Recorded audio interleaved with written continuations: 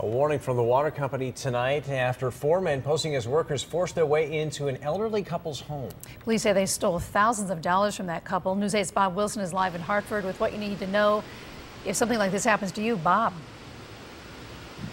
Yeah, you know, and it's happening more than just in West Hartford, or in this case, it was Hartford. It's happened in Middletown. It's happened in Meriden. It's happened recently in a lot of places. Police are working together with MDC. MDC actually has their own police force, working together to see if it's the same group of guys or this is just a weird rash of cases.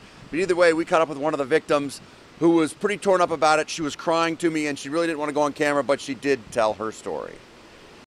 You know, really, I don't like the no more. While they don't want to go on camera, they did want their story to get out so others won't fall victim. This nice couple in their 80s let 4 men who claimed to be from the water company into their house to check the water pressure. But when the couple asked to see some ID, the men forced their way into the basement and upstairs and ran off with $10,000 in cash. It's preposterous.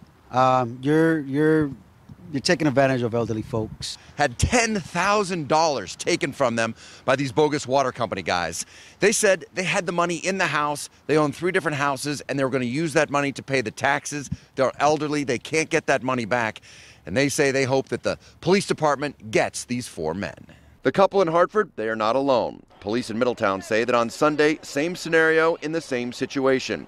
The alleged con artists got away with $5,000 in that case. And another home also hit in Meriden.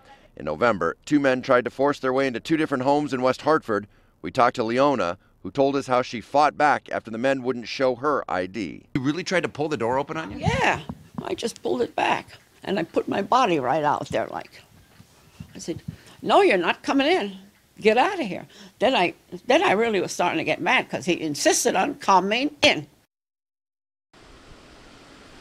And she was very, very brave. And we've talked to police to kind of give you some warning signs of what's going to happen here. They say these guys almost always operate in broad daylight. That's because that's when the MDC real crews are out there working. If it came at night, that's a big tip-off. Second, there will be some type of a uniform on, whether it's just blue jeans and a blue shirt or a work shirt. They do try to come up with a type of a uniform.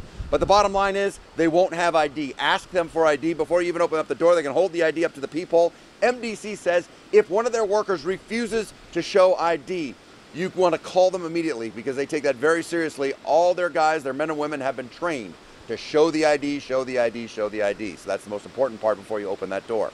I'm Bob Wilson, reporting live in Hartford, News 8.